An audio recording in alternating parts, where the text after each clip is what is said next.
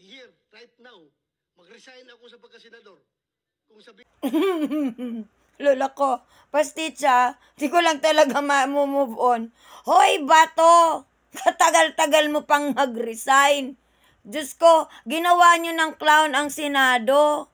Oo, anong sabi mo? Kung sinabi lang kay Senator Villanueva na galing sa flood control, sure ako hindi ko tatanggapin na tonto. May gula, alam mo talaga, sakit ang pagiging DDS. Kapansanan ang pagiging DDS. Oo. Example nyo yung mukhang pigsa na si Bato na yan. Diba? Kaloka. Sino ba ngayon talaga yung magbigay ng bilyon-bilyon? Oo. Ano yon? Bigyan kita ng bilyon kasi nagustuhan ko headband mo, ganon. Kaloka to si Bato. Mag-resign ka na. Nakatiting. Alam mo yung ano mo, yung guidance talaga ng Holy Spirit mo, ina mo yan. Inang Holy Spirit yan.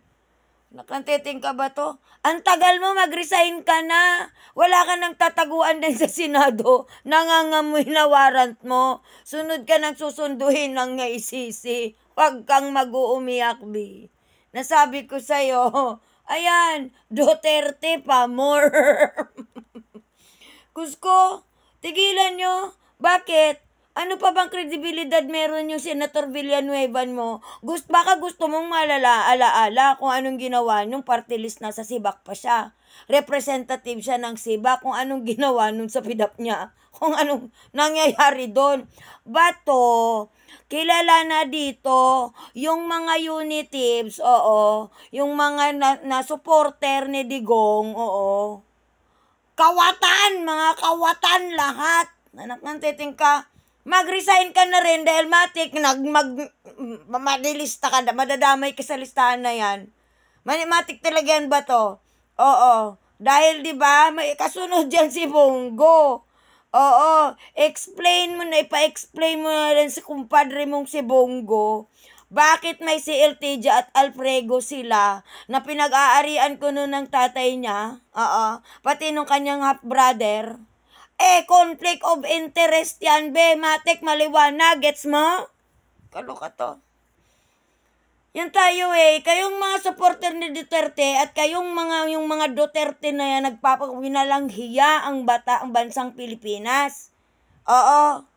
Tapos ngayon, call out kay mga DDS. BBM, ngagbaka. Oo, kurap.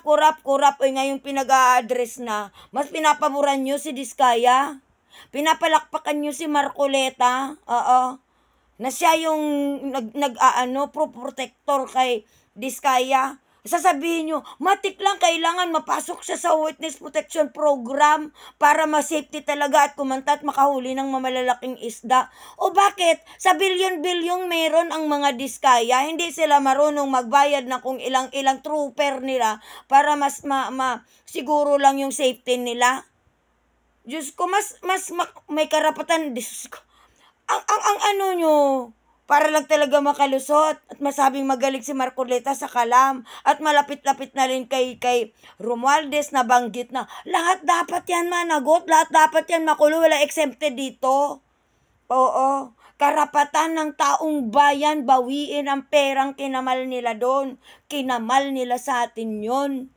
Hindi ba kayo mga DDS supporters, hindi ba kayo nanliit man lang sa sarili nyo, na ipagtanggol nyo yung mga kurap dyan, oo. Napapalakpakan nyo si Marcoleta na pinoprotektahan ng mga Diskaya daw, di umano makahuli ng mga malalakit matatabang isda, oo. Pinoprotektahan nyo si Bongo kung sino mang hinarudis dyan ng mga senador. Hindi ba kayo nanlulumo? Makita yung mga lumalaban na patas, ha? Yung nagtitinda ng tako na matanda, na nilunoy ang baka.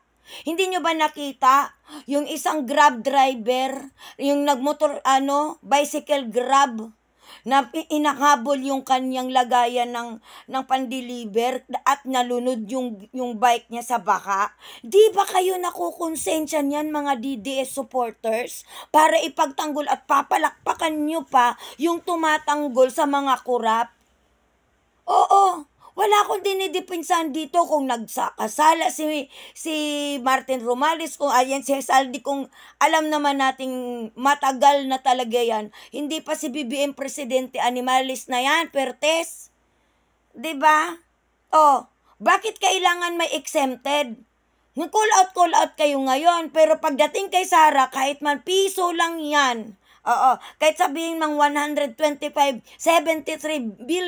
million particularly doon sa kanyang confidential fund. Oo, nangyari dito. Sa kanyang confidential fund, mukhang nang kinukuha na ako ng Holy Spirit ni Bato. Ayun, yung kanyang pera pa rin yan ng taong bayan. Kailangan pa rin niyang mapatunayan. Kailangan niyang ibigay yung ililiwanag niya. Dahil nasa Revised Penal Code, Article 217, Presumption of Malversation. And yung pagpaprueba at paglilinis ng pangalan at ang paglalapag ng ebidensya ay hindi sa nag-aakusa. Doon yan babagsak sa kung sino yung politiko na umawak ng posisyon na nagkamal ng pera ng taong bayan. No need na yan. No need na yan na kaso-kaso patunayan. Pa-presumption nga eh. So patunayan niya sa sarili niya, na yung perang hinahanap sa kanya maipapaliwanag niya, para hindi siya makasuhan ng tama ng ombudsman papuntang Sandigan Bayan. Gets nyo? Kaloka.